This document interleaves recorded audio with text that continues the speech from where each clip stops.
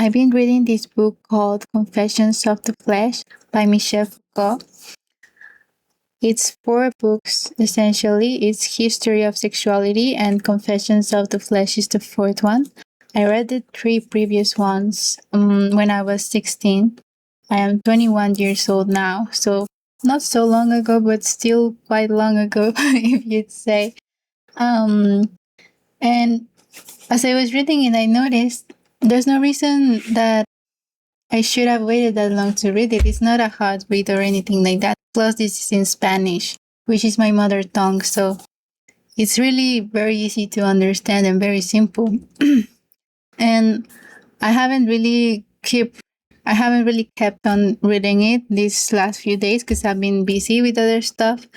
But as I was reading it a few days ago, I noticed that, well, exactly that. It was really easy and I could just keep on reading and reading. And there wasn't much to it, It was a really simple thing to do. And a thought dawned on me and I realized this is just like scrolling to TikTok. And that might sound offensive for the book, but I think it's a good thing. It really is like scrolling to TikTok. Because when you're scrolling to TikTok, you're not really doing much. You're just sitting down and you are consuming content. What is reading a book? Consuming content. I am consuming the book, which is content. So that thought landed on my head and it felt like some secret of the universe had been revealed to me, and I really wanted to share that because I thought to myself, people always think of reading a book as something intimidating, as something that is like maybe beyond themselves, and they have to wait for it, like wait for a right moment to do it, wait for when they actually have the knowledge for it or something like that. But it's actually pretty easy, occasionally I would be scrolling through TikTok and I will find something quite intellectual in a way, and I don't feel intimidated by it. I just watch it because it's a TikTok, and then I scroll and it's over. And that's it. And that can be like reading a book. I can just, maybe I'm not fully prepared for it, but I can just read it, consume it, and then it's over. I'm scrolling through the pages and they're gone. And then maybe if I realize, well, I didn't understand anything, I can go back to it. And then again, I can go back to it. And then again, I can go back to it. And I feel like a lot of people think that they cannot go back to a book. Like that is not something people do a lot. Like I feel like, for example, with a TikTok, if you don't understand what the TikTok was about, or maybe if you really like it, you're just going to rewatch it. And with a book, I feel like a lot of people think of it maybe like a chore. And so they just don't go back to it afterwards. Or maybe they see some sort of shame to it. I know it looks like a very long journey, but TikTok is also kind of like a long journey because you could say, well, one TikTok, what? It's going to be maybe a minute long at the most. But even if the TikTok itself is really short, you spend a lot of time on TikTok. You spend at least 5 minutes, which is a lot for TikTok. But people spend hours on TikTok, so you really could spend the same hours reading a book and it kind of feels like the same, It's just as physically stimulating. You're not moving a lot. Whether you're reading a book or you're going to TikTok, you can just be sitting down. I figured out that I could just be laying in bed and I could be like this, reading like this. And it's the same as if I was watching TikTok. I really like reading Wikipedia as well, and I do feel like maybe that's above TikTok, which I guess is kind of like a weird thought to have. But I do really like reading Wikipedia, and I scroll through Wikipedia for hours. But I've found that quite beneficial because I've gotten to know a lot of concepts from that, even if it's maybe not the best source or whatever. I do love Wikipedia a lot. But anyway, I was thinking about that. Yeah, people could scroll through TikTok or they could read a book, and it's not going to be so different. I want you to think of that. I want you to maybe feel motivated to read. And I was thinking like, well, but why do I care if people read? Why people should be reading? And I was thinking, well, I don't know. I really don't know. I always hear that you should be reading books and scrolling through TikTok is awful. Sometimes you'll find something on TikTok that is actually interesting, that maybe somehow changes your life. But let's be honest, it is pretty damaging for you. It is pretty awful. Most of the time, you're on an awful position. Your posture is terrible reading. Well, both reading and watching TikToks could be just as bad for your posture. Let's be honest about that. But also, yeah, I mean, I wouldn't say watching TikToks is good for you in any way, but if you were to ask me about reading a book, I would say it's probably good for you. It depends a lot on what book you're reading, I guess. Because I do feel that a lot of people will read books and then they'll say like, oh well, they won't say something, but you can tell that they feel superior to you because they're reading a book. But is that book really something to be bragging about? I don't know, maybe not the whole time. But I don't know, I do think that overall it is better. The type of stimulation that you receive from a book is a lot less damaging for your brain, I'd say, which is definitely a good thing. And so I kept thinking about it and I was like, well, maybe I mean, sure, people should be reading more. But overall, I guess I was just thinking of things to do instead of scrolling. And I was thinking about that question and I noticed that there's a lot of videos on YouTube that just say like things you can do instead of scrolling through TikTok.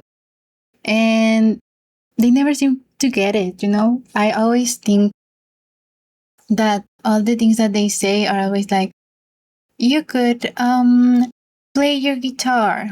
You could go walk your dog.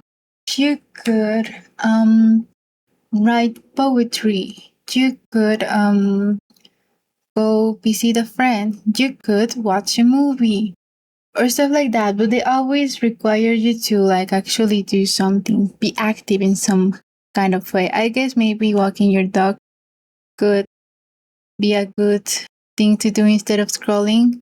But I feel like a lot of the times when people think of things to do instead of scrolling, they always suggest things that you have to do.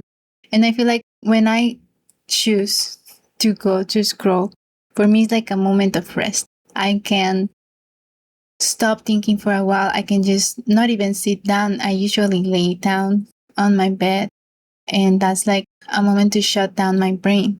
And I feel like when people are looking for other things to do instead of scrolling, they don't want just another activity. They're not precisely looking for something healthier to do.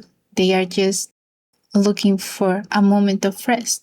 So I was thinking about that and I came up with a teeny tiny list of things that you can do instead of scrolling that actually kind of feel like scrolling. You know, they feel like you're not doing anything, which is good. I do think it is important for you to be able to feel that you are not doing anything for a few minutes of your day. So the first thing that I came up with is a bit dangerous. So you have to be careful of what you're doing, when you're doing it, and where you're doing it. But laying down and just staring at the ceiling. Just lie down, lay down, I don't know, lie down. I forgot. Hang out in your bed and then just stare at the ceiling, stare at the wall. Don't think about anything. Maybe close your eyes. That's why it's dangerous because you will be tempted to close your eyes and maybe you will be so cozy and you can hold your teddy bear for a little bit and maybe you'll fall asleep. So you have to be careful. You have to be careful. You have to be mindful of, can I actually be fine if I fall asleep? And if you are not fine with falling asleep at that moment, then don't do it. Don't do that. That is not the activity. It's also not to scroll. Don't scroll. I have some other options. Walking in circles. Walking in circles, I do that most of the day. If you call me at any moment of the day, if you text me, If you just come to my house, you're probably going to find me walking around in circles. My living room is a bit big. I guess it's on the bigger side of living rooms. But I like to walk around. And even I used to live at a different house, but the living room was super small and it felt really crowded with the furniture. But still, I would walk around in circles. I just love walking around in circles. And usually when I do that, it really stimulates my brain. It really gets me going, I guess. It doesn't stimulate my brain, but it doesn't stimulate my brain like so good that I can start just thinking. And I start rambling in my brain and I start thinking about so many things, which is good, but you don't have to think. You just walk around. You just walk around in circles and it's good. I usually do that a lot of time and I usually hit like 10K steps, which is the amount of steps that you have to get during your day, which is really good. I do enjoy walking in circles around my house. It's really, really nice. And I think it is a very nice activity to do instead of scrolling because it's kind of similar. I mean, you're not really doing much. It's very simple. You can choose the pace. So it's really nice. You don't have to sweat or anything. You can just think. Maybe if some friend wants to call you, you can call them and just keep walking around in circles. And it's really like not doing much. So it's nice. And you're not hurting your eyes with the screen or whatever. So I guess it's better than scrolling, right? And then, the last one, of course, is reading a book. And I already talked about why I think reading a book is like scrolling through TikTok. So for this section, I just wanted to maybe recommend you some books that I personally find are easy to read, maybe. Because granted, I do understand books are a bit hard to read sometimes.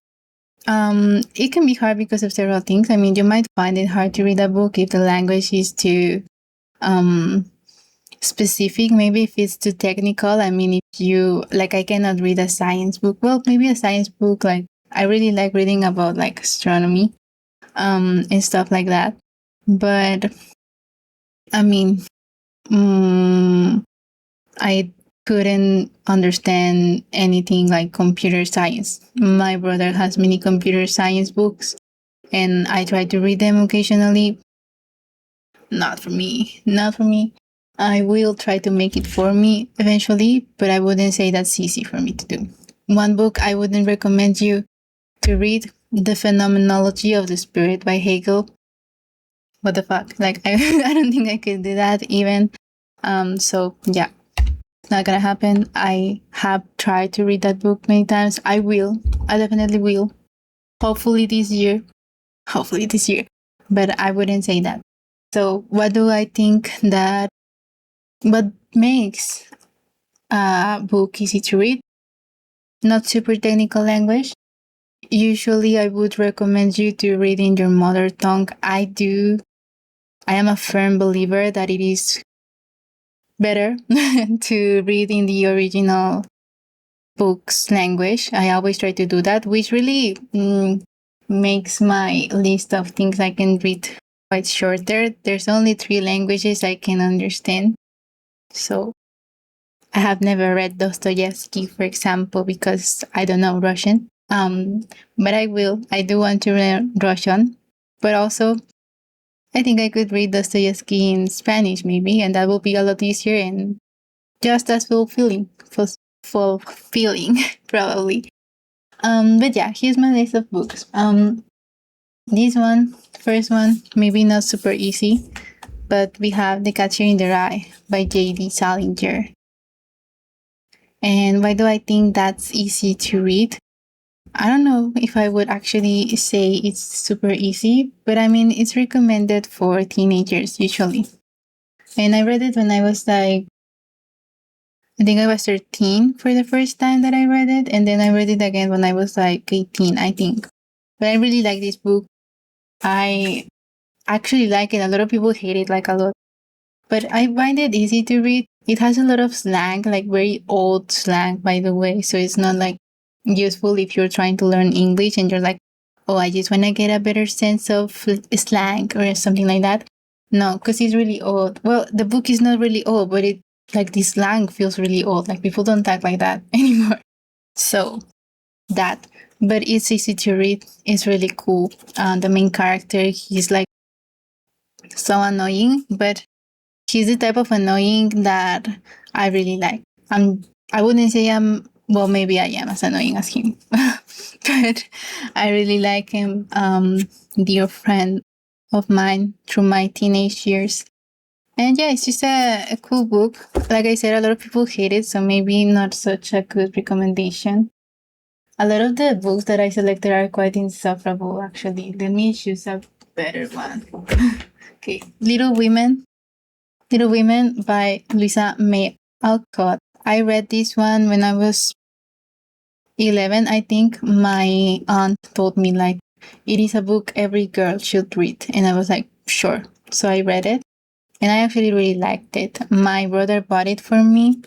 This is not the one that my brother bought. The one that my brother bought, I actually, like a guy borrowed it. A guy that I also like disliked so bad, but he asked for it, and I was like, sure. So I had to buy a new one, but it's the same one, like the same edition, anything. And yeah, this is in Spanish. I read it when I was a kid, and I really like it. I do think this is super easy to read. Like, there is no like weird language. I mean, I read it like in Spanish, which is my mother tongue, so. But I would assume it's just as easy to read in English and in any other language, because it really is just a very heartfelt story. I really like it. It's about all these little women. They really are little women. Just growing up and learning about life, and it's so beautiful. I really like it. I really do. So this is another good one. Next one is quite insufferable. Like it's not insufferable. Lots of people love it. It's such a good book.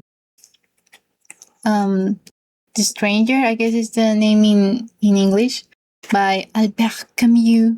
This is about a guy who is just insane. He's absolutely insufferable. He's super weird. I read it in French, which is a language that I do know, but I'm not like super fluent at. And it was super easy to understand, honestly. So if it was easy to read in French, then it really is an easy read. It is really nice. I guess it really gets you thinking. So maybe a bit of a more complex read. I read this when I was 20, so like last year. No, I don't remember if I read it 2024 or 2025, but anyway, good book. Then I also have Jane Eyre. I don't remember how old I was when I read it. I think I must have been 18 or something like that.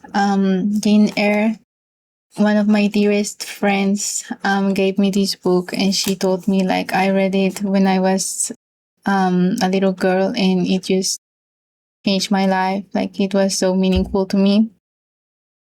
And it is really meaningful to me, but mostly because it is meaningful to her. Like, it is a good book, but like the value that it has for me is mostly because of her. But it is a really good book. It's a classic. You've probably heard of it. And it is really easy to read. I think I read it in like 2 days, and look how big it is. Like, it is really just a very easy read. It's about this young woman who starts working like for a family, and then the guy and then the man of the house, I guess, he falls in love with her, and he's just he's a creep. He's completely a creep, but they're like both weird for each other. So like I wouldn't say it's a love story. I don't know if it's usually cataloged as a love story. I wouldn't say it is, but it is really cool, and like I said, easy to read, which is the main point that I'm trying to make in here. Then I have Zami, a new spelling of my name. I really love this book. This is my favorite book. I actually only put this in here because it is my favorite book. I wouldn't say it's super easy to read. Like, it's not complex, like in a, like, oh, it has a lot of weird terminology or anything sense. It is also quite short, but I also wouldn't say like it's such a super easy read or anything. It is very touching. But I wanted to mention it because it is my favorite book and I love it so much. So it's just because of that. But I mean, if you have never read anything, because I know a lot of people who say like, oh, I'm just not into books. If you're not into books, if you don't think you're gonna make it, then maybe don't start with this one. Just find an easier one. Little Women is a good place to start, I guess. But I wouldn't say this is a good place to start like reading, but it is my favorite. So I do want you to read it because it's so good. This is a, like it says here, a biomythography. A biomythography, yeah. By Audre Lorde. Audre Lorde. And I just love it. It's so good. Mexico City is mentioned a lot of times. I mean, she goes to Mexico City. And any book that mentions Mexico City, I don't know why I'm like super fond of that. I don't live in Mexico City, but I am very fond of Mexico City. Like, I love that place. So, yeah, I just love this book.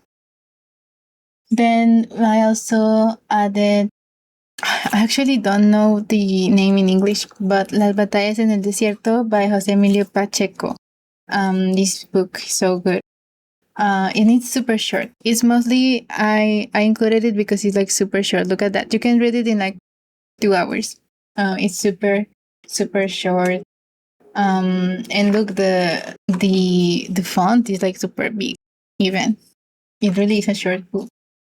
And it's like super interesting, honestly. I would say, again, it's not like an easy read in the same sense as the other ones. Like, it's not like, I mean, it is kind of like a heavy topic, I would say.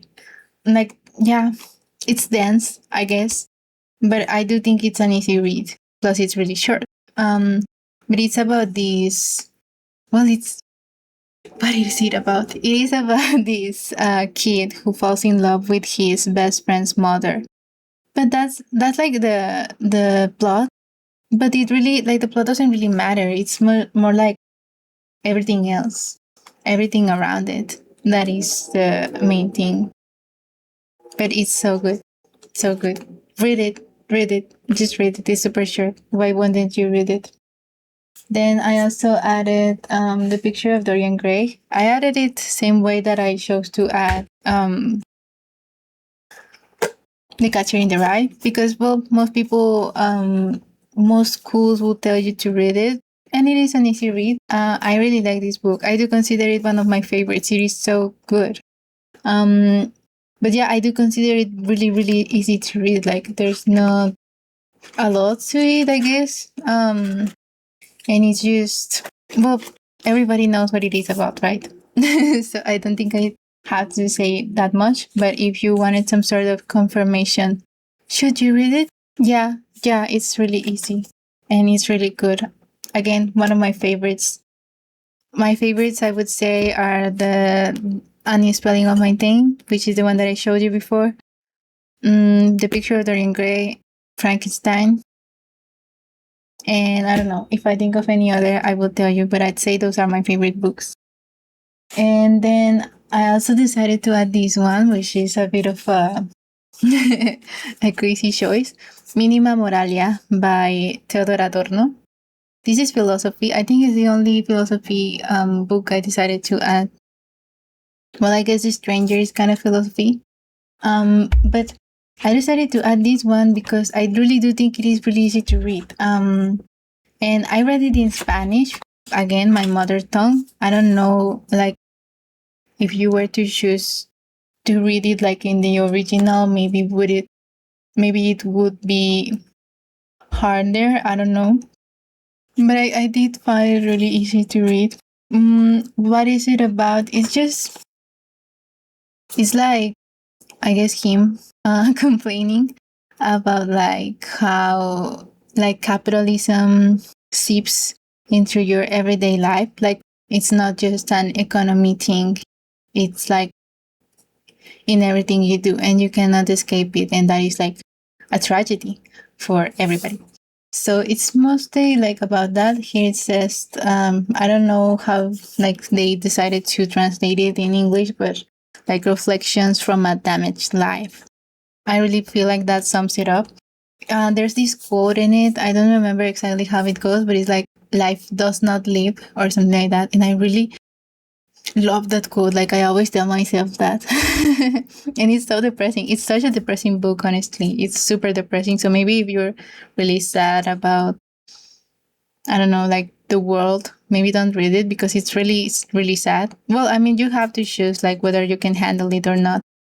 But I don't know. I'm not gonna be the one who tells you that.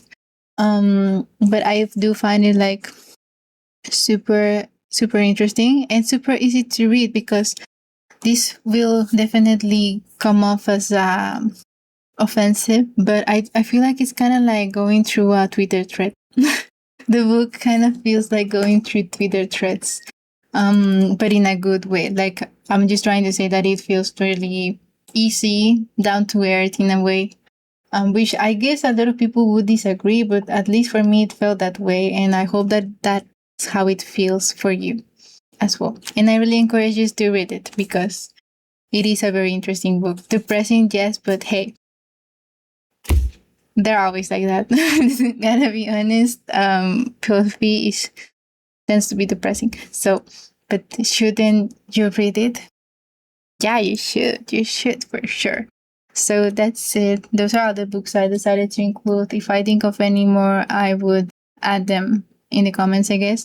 But this video is super long already, and I don't want to edit it. That's the point of these types of videos, as I said before.